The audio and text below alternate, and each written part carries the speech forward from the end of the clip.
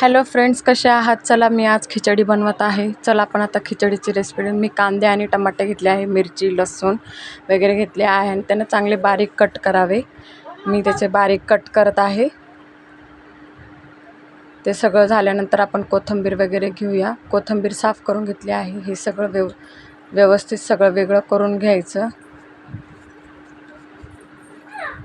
आणि त्याच्यानंतर आपण कोथिंबीर बारीक चिरून घेऊया. नंतर कोथिंबीर बारीक चिरून झाल्यानंतर चला आपण आता खिचडीला तयारी झाली आहे. आता आपण खिचडी तयार करूया.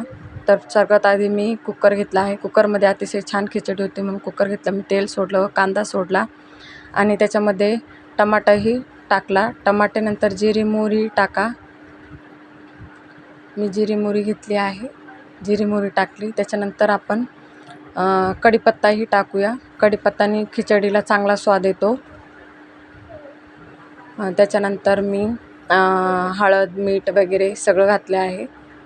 तर मिरची वगैरे लसूण सोडली. आता आपण हळद टाकूया आणि त्याच्यात मीठ लाल तिखट वगैरे हे सगळं टाकून घेऊया. हे सगळं एकत्र झाल्यानंतर चांगली फ्राय झाल्यानंतर तांदूळ मी हे घेतले आहे.